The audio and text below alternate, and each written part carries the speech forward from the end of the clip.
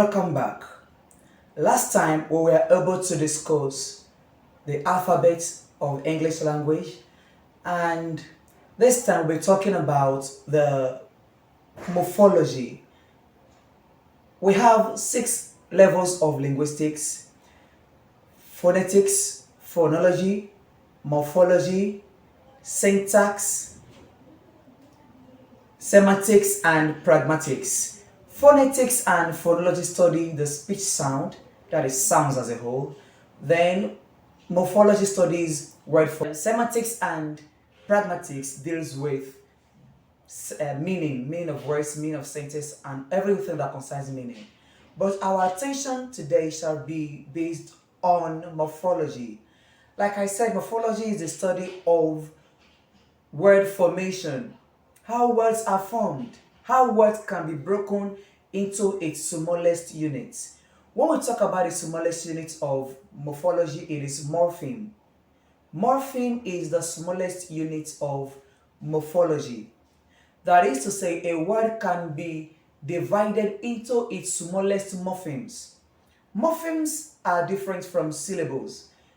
Syllables are the smallest pronounceable units. That is, how many times can you break such word, the production of just word, into? For example, say communication is COM-MU-NI-CA-TION, 5 syllables. Television to be television, 4 syllables. But if it is morphemes, it deals with meaning. There are small segments that has its own meaning. Let's take, for example, boy, boys, boys, boys. You know, boy has a meaning, for example, a young male, and the S there also has another meaning, which means plural.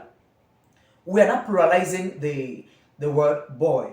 That is to say, when we say boys, it has 2 morphemes because the boy has its own meaning and the S there has its own meaning.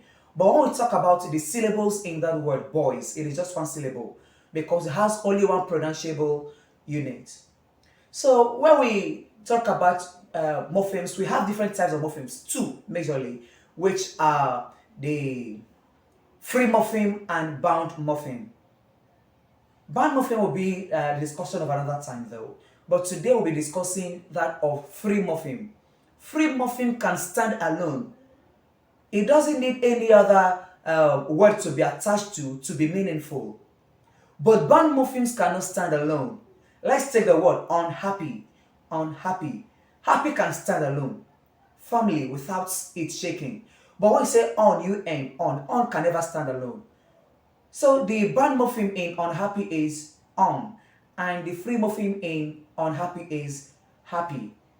So we can further divide the free morpheme into 2, which are the open word class and closed word class. Open word class and closed word class.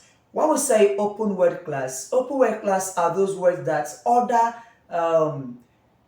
words can be added to. For example, when we say table mats, another one can be added to blackboard. Happy, unhappy. It gives room for other morphemes to be added to them. But for the closed word class, they do not give room for any other word to be added to them like that.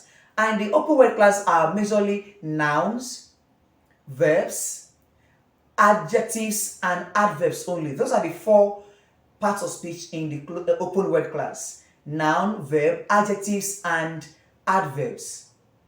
They always have meaning. Their meanings can easily be detected. But closed word class do not really have sound meanings, and they are prepositions, interjections, pronouns. All these ones cannot really stand so firmly without any other, because before you're able to give their meaning, it will take a lot of time.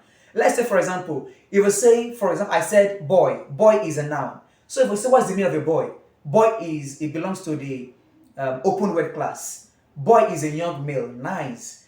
Okay, he belongs to the closed word class, which is a pronoun. What is the meaning of he? How will you be able to detect or bring out the meaning of he so easily, the same way you brought out the meaning of boy?